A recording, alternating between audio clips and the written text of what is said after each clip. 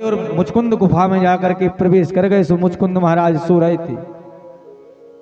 मुचकुंद महाराज जी ने देवासुर संग्राम में देवताओं की ओर से युद्ध किया था, और युद्ध में जब विजय हो गए तो देवता इंद्र ने, मुचकुंद महाराज ने जब वरदान मांगा तो देवराज इंद्र ने कहा कि मांगो।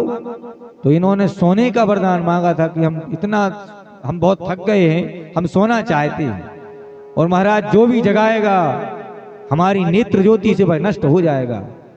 इंद्र ने वरदान दे दिया था। तो महाराज सो रहे थे, भगवान ने जाके पीतांबरी उड़ा दी। श्री राधे। भगवान ने जाकर के पीतांबरी उड़ा दी, और पीतांबरी उड़ाई सो कालियवन पीछे तो कर ही रहे थे। भगवान जाकर पीछे छुप गए, और ज्यों ही देखा सो यह तो प्रहार करने लगा। अरे कृष्ण भगोड़ा होकर के सो रहा है, सोने का नाटक कर रहा है। चरण प्रहार करने लगा। महाराज की नींद खुल गई। मुचकुंद महाराज उठे, और ज्यों ही कालियवन तो सामने खड़ा था। वह तो रह गया कि पीतांबर धारण किए हुए है कौन है, कौन राजा है जो कई वर्षों से सो रहा है और कुछ करता है। इससे पहले इनकी नेत्र ज्योति से कालियवन नष्ट हो गया। मुचकुंद महाराज ने भगवान की स्तुति करी। भगवान ने निष्काम भक्ति का वरदान दिया, और यही कहे जाते हैं कि नरसी के रूप में इस कलयुग में आए थे। नरसी के रूप में आए थे, सो भगवान की खूब भक्ति करी इनने। भगवान फिर से पहुंचे जब मथुरा, और मथुरा में जाकर के जब देखा तो यह तो ब्राह्मणों के आशीर्वाद से सद ब्राह्मणों की रक्षा के लिए भगवान प्रवर्षण पर्वत पर चढ़ गए बलराम जी के सहित।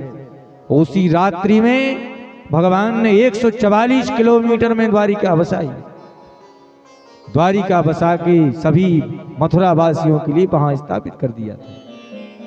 प्रवर्षण पर्वत पर दोनों भाई जब चढ़ गए तो जरासंध तो क्रोध में था ही, उसने चारों तरफ से आग लगवा दी।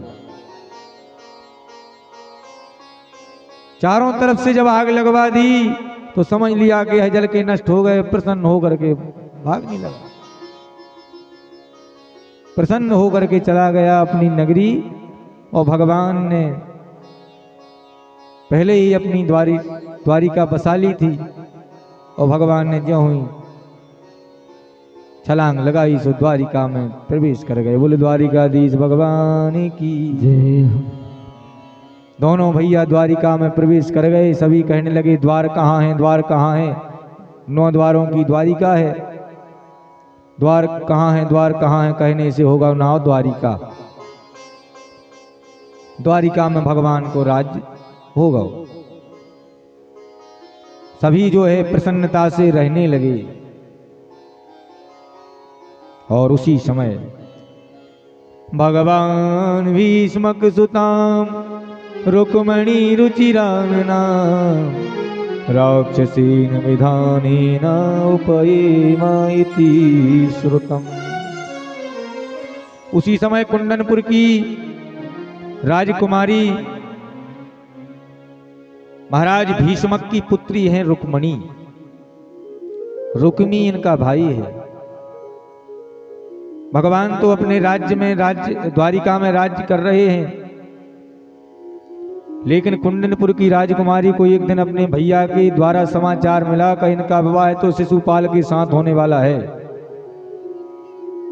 तो यह तो बड़ी दुखित हो गई।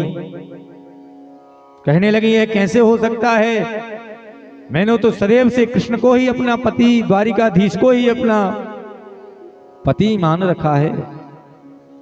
शिशुपाल के साथ विवाह हो गया तो जीवन हमारा नरक हो जाएगा। देखो पति पत्नी इसलिए ही दाम्पत्य जीवन अच्छे से बताया है। मैंने कई बार इस बात को कहा है यहाँ बैठ करके कि पति पत्नी में क्लेश ना हो। सहमति तो दोनों में होना ही चाहिए, और एक दूसरे के भाव के लिए जानना जरूरी है। एक सेठ जी की पत्नी ने देखा पति के भाव को वह जानती थी। उनको चावल को माड़ पीने की बड़ी शौक थी। गर्मा गर्म ज्यों माड़ निकले और महाराज को बुलाएं सो महाराज चावल को माड़ पिए। एक दिन की बात है कि कुछ लोग जो व्यापारी थे सो कुछ लोग आए, कुछ लोगों ने बैठे थे, बातचीत हो रही थी। अब सेठानी ने गर्मा गर्म माड़ निकालो, कहा कि जाओ बेटा तुरंत के आओ, पिताजी गर्मा गर्म माड़ पीते ठंडा हो जाएगा। तो वह पुत्र गया, पुत्र ने जाकर के देखा कि पिताजी के समक्ष में तो कई लोग बैठे हैं, अगर इनके बीच में हमने पिताजी से कह दिया कि पिताजी चल के माड़ पी लो तो कितनी बेइज्जती होगी, बताओ, इतना बड़ा सेठ होकर के माड़ पीता है। तो भाई पुत्र भी बड़ा बुद्धिमान था, उसने कहा कि पिताजी धानुपुर से मानू जी आए हैं, कठौता घाट पर बैठे हैं, जल्दी से चलिए नहीं तो शीतलपुर को चले जाएंगे।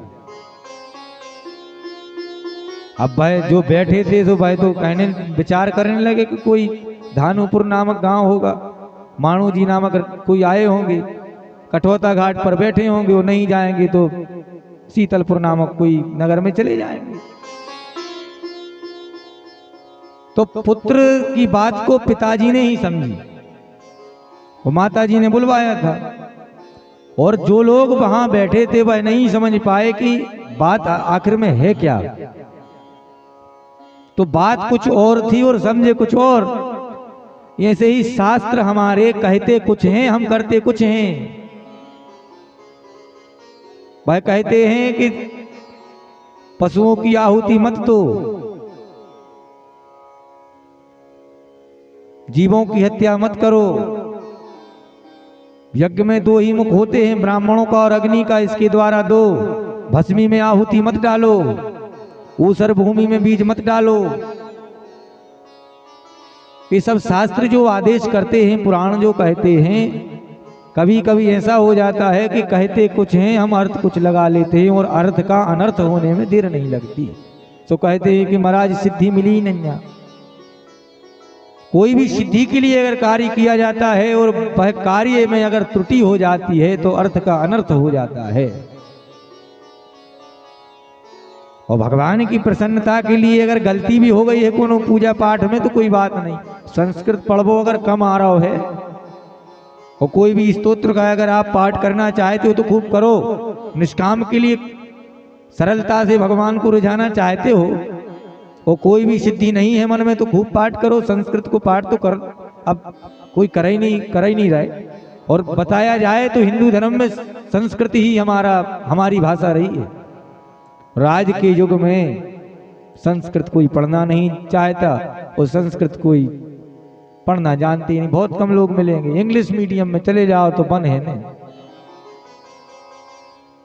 गुरुजी हमारे लड़का को तो इंग्लिश बहुत आती, और संस्कृत एक भी स्तुति नहीं आए मोड़ा कि कब अगर भगवान को चित्र दिख जाए और भगवान को मंदिर दिख जाए तो एक आध मोड़ा हमारी स्तुति कर ले। आना चाहिए, इंग्लिश आए ना आए, इंग्लिश का तो जमाना है, तो इस मॉडर्न जमाने में इंग्लिश जरूरी है, लेकिन हमारे भविष्य के लिए संस्कृत भी जरूरी है। इस संस्कृत को पाकर के हम कुछ बन सकते हैं। कोई भगवान को हम एक पुष्प भी देते हैं तो उसको भी हमें मंत्र पढ़ना चाहिए। ये नहीं है कि ब्राह्मणों को ही सभी मंत्र आने चाहिए, कुछ मंत्र तो सभी को आने चाहिए। हरदना तुलसी दल चढ़ाते हैं, फूल हरदना चढ़ रहा है, अक्षत हरदना चढ़ रहा है, जल हरदना चढ़ रहा हो, भगवान सूर्य को अर्घ दे रहे, हर दिन भगवान को भोग लगा रहे, ये तो मंत्र सबको आ चाहिए। ब्राह्मणों को थोड़ी ठेका है कि ब्राह्मणों को ही सब मंत्र ब्राह्मणों को ही आने चाहिए। ब्राह्मण पढ़ता है, शास्त्रों का अर्थ निकाल करके सारांश तुमको देते हैं। ब्राह्मणों का धर्म है, क्षत्रियों का धर्म है रक्षा करना, धर्म की रक्षा करना, गायों की रक्षा करना। वैश्यों का धर्म है व्यापार करना, उधर भरने में सहायक बनना, और चतुर्थ वर्ण का धर्म होता है सेवा करना। अपने अपने धर्म बताए हैं, लेकिन धर्म तो बताए हैं सभी जानते हैं, लेकिन धर्म को पालन कैसे करें अकेले की बस की बात थोड़ी है। तो कहने का तात्पर्य है कि जितना निर्वाह हो सके सो कीजिए, पुण्य ना बन सके सो पाप ना कीजिए। भगवान को प्रेम करती हैं रुक्मणी जी, लेकिन जिस दिन पता चला कि भैया रुक्मी पिता की तो इच्छा थी नहीं भीष्म की के हमारी पुत्री का विवाह शिशुपाल के साथ हो, लेकिन भाई बहुत प्रेम था, भाई मित्र था शिशुपाल का। तो यह तो भड़क गया, पिताजी विवाह बहन का मैं अपनी इच्छा से अनुरूप वर देख करके करूंगा, आप बीच में ना बोलें। पिताजी तो चुप रह गए। रुक्मिणी जी को पता चला तो इन्होंने तुरंत एक पंडित जी को बुलाया और पत्र लिख करके भेजा। काम ऐसे चलने वाला नहीं। भगवान सिंहासन पर बैठे हुए थे और भगवान ने देखा कि पंडित जी आए हैं, तो ब्राह्मण देवता को नमस्कार किया और कहा कि क्या समाचार है। कहा महाराज यह पत्र मिला है, विदर्भ देश की राजकुमारी ने भेजा है, तो आप पढ़ लीजिए। कहा कि पंडित जी आप पढ़ें, आप पढ़ के सुना दें, हमें कोई ऐसा भेद नहीं है। महाराज जी कहने लगे तो ठीक है, हम ही पढ़ के सुना देते हैं। श्रुत्वा गुणा भुवन सुंदर शरण बताते निर्विश्य कर्ण बेबरई हरितोंगतापम रूपम दृशाओ दृशिमता मखिलार्तिलाभ हयरुदाम विशति चेतन पत्रपम। पत्र में लिखा है, द्वारिकाधीश श्रुत्वा गुणान भुवन सुंदर शृण्वतान्ते, मैं आपका कीर्तन गाते गाते आपको मन में बसाते हुए, हे द्वारिकाधीश मेरा चित्र सदैव आप में ही, आपका चित्र सदैव हमारे हृदय में रमा हुआ है, आप मेरे चित्त में विराजमान हैं, आपका ही मैं श्रवण करती हूं, आपके ही गुण नामों को गाती हूं। भुवन में सुंदर संसार में एक आप ही मुझे दिखे हैं, इसलिए आपको मैंने मानसिक वर्ण कर लिया है। आपसे संसार में सुंदर कोई और है ही नहीं। निर्विश्य करने विवरई हरतोंग तापम, इसलिए हे प्रभु मेरी इच्छा यह है कि आप मेरे साथ विवाह करें।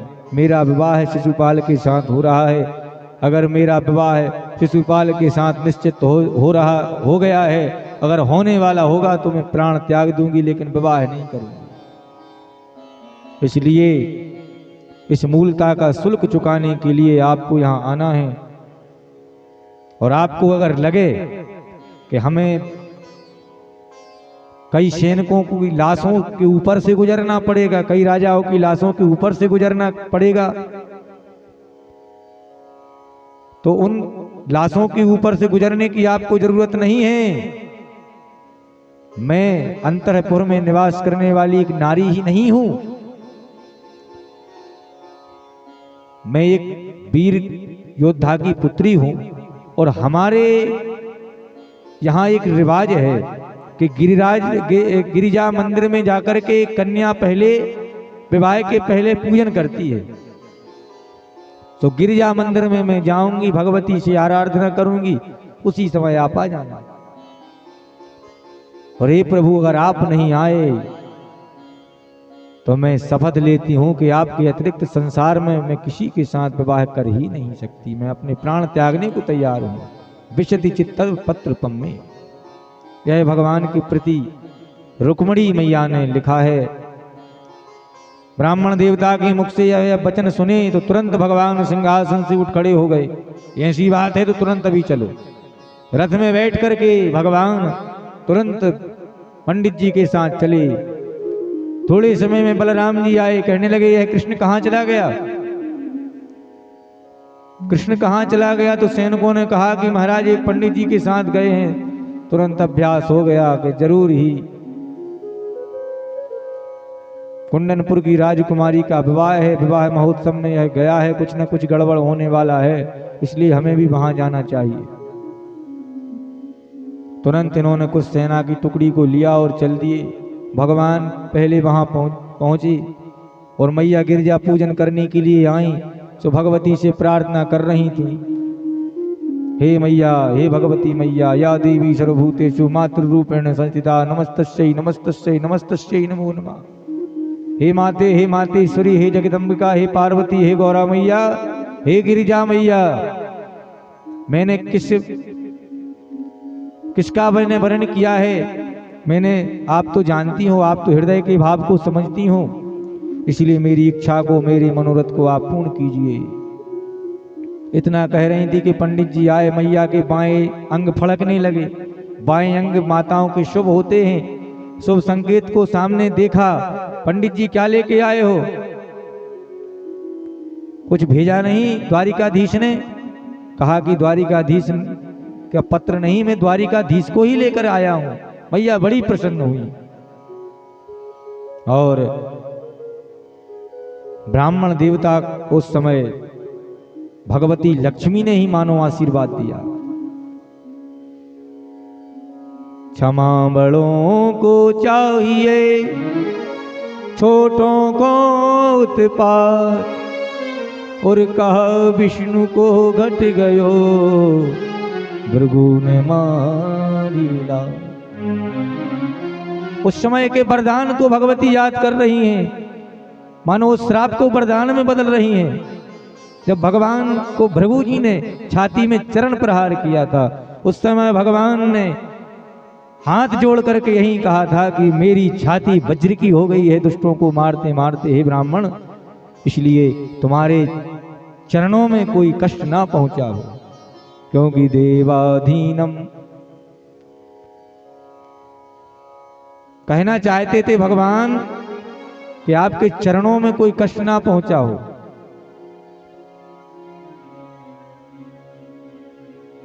तो उस समय के वरदान को मैया उस समय के श्राप को वरदान में बदल दी कि मैंने उस समय मानसिक ही श्राप दिया था, तो आज तुम्हें मैं वह श्राप से मुक्त करती हूं। देवाधीनम जगत सर्वम मंत्राधीनम तु देवता, और ते मंत्रा ब्राह्मणाधीना अस्मात् ब्राह्मण देवता। देखो, देवताओं के अधीन सभी संसार है। देवाधीनम जगत सर्वम, और देवता मंत्र के अधीन है। मंत्राधीनम तु देवता, और वही मंत्र ब्राह्मणों के अधीन है, तो ते मंत्रा ब्राह्मणाधीना, इसलिए ब्राह्मणों को देवता मानना पड़ता है। और देवता भूमि के ब्राह्मण हैं। मंत्राधीनम तु देवता ते मंत्रा ब्राह्मणाधीना तस्मात् ब्राह्मण देवता। देवतुल्य मान करके हम जब पूजन कराते हैं तो वही पूजन हमारी सिद्ध हो जाती है। पंडित जी से समाचार पाकर के बड़ी प्रसन्न हुई, और यहां पर जो है शिशुपाल दूल्हा बन रहा था। रुक्मी ने कहा, चिंता ना करो मित्र। जरासंध बैठे हुए थे बगल में, सजा रहे थे, दूल्हा बना रहे थे। यहां भगवान रथ को तैयार किए शिशुपाल की तरह।